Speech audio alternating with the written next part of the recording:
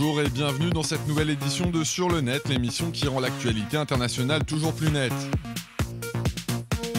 Au sommaire aujourd'hui, les internautes philippins se mobilisent contre le bizutage à l'université.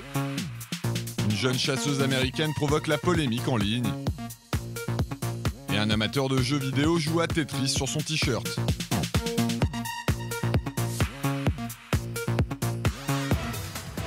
Les internautes philippins sont sous le choc après le décès de Guillo Servando, un jeune homme de 18 ans mort samedi alors qu'il participait à un bizutage organisé par une fraternité étudiante d'une université de Manille. Un fait divers tragique très largement discuté sur la toile locale, où ils sont de plus en plus nombreux à appeler à mettre un terme à cette pratique en vogue dans les écoles du pays. Des dizaines d'utilisateurs du web ont en effet investi les réseaux sociaux depuis samedi pour réclamer la fin de ces rites initiatiques tolérés par les autorités, malgré les conséquences dramatiques qu'ils peuvent avoir.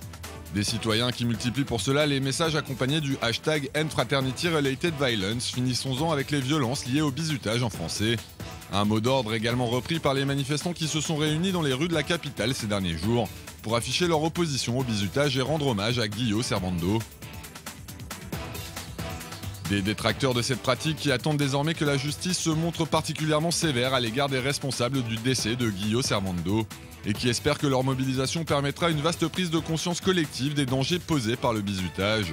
Un espoir qui pourrait vite devenir réalité, plusieurs représentants politiques philippins ayant annoncé leur intention de durcir les lois régissant les rites initiatiques estudiantins.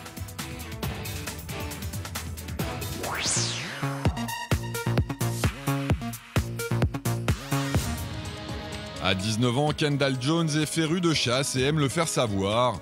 La jeune américaine publie ainsi régulièrement sur sa page Facebook des photos la mettant en scène aux côtés de dépouilles d'animaux sauvages d'Afrique, tels que des lions, des léopards, des buffles ou encore des éléphants.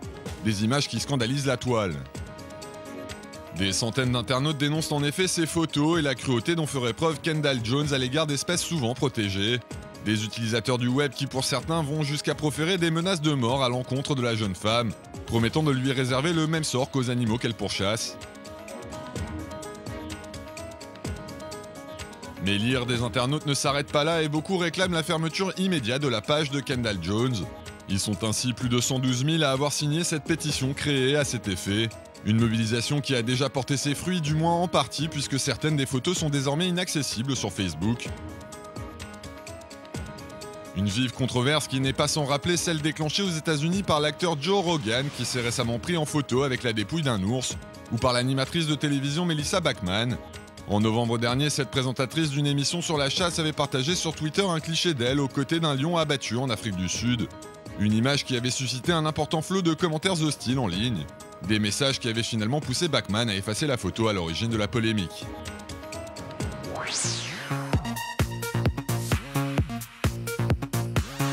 Si le conflit syrien avait lieu en France, l'ensemble des habitants des villes de Cannes et d'Avignon, soit environ 160 000 personnes, seraient morts.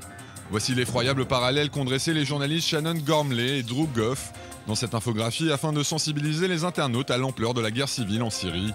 Un conflit qui, s'il se déroulait dans l'Hexagone, forcerait 9 300 000 Français à se réfugier en province ou dans des États voisins.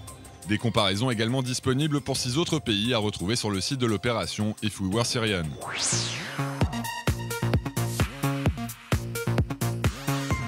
Occupy Flagstaff House est le hashtag qu'utilise actuellement une partie de la toile ghanéenne pour dénoncer la corruption et l'incompétence des autorités et réclamer une meilleure répartition des richesses du pays.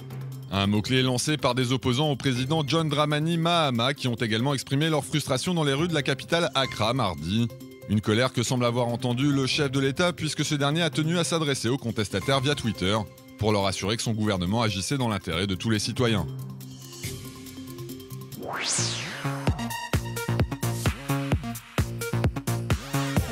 La vision de la beauté change en fonction des pays.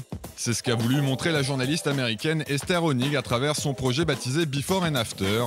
Pour le prouver, elle a demandé à 40 graphistes de 25 nationalités différentes de retoucher son visage à l'aide d'un logiciel informatique afin de la rendre belle selon leurs propres critères esthétiques. Des clichés qui permettent de constater que les standards de beauté ne sont pas les mêmes en Argentine, au Maroc ou encore aux Philippines.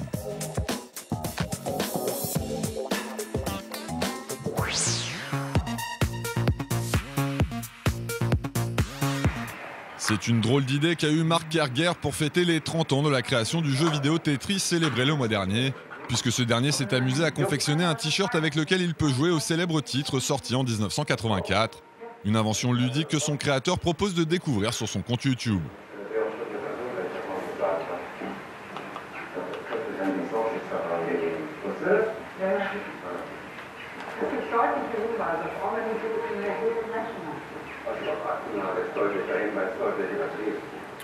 Wirklich, brauchen wir diese Leute. Ich brauche den Beck, den Hammerstiel.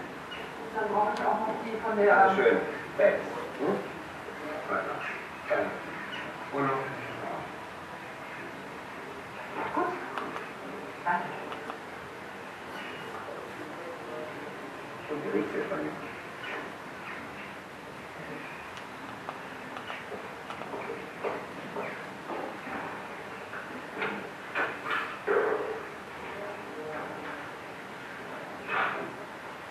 Moment mal.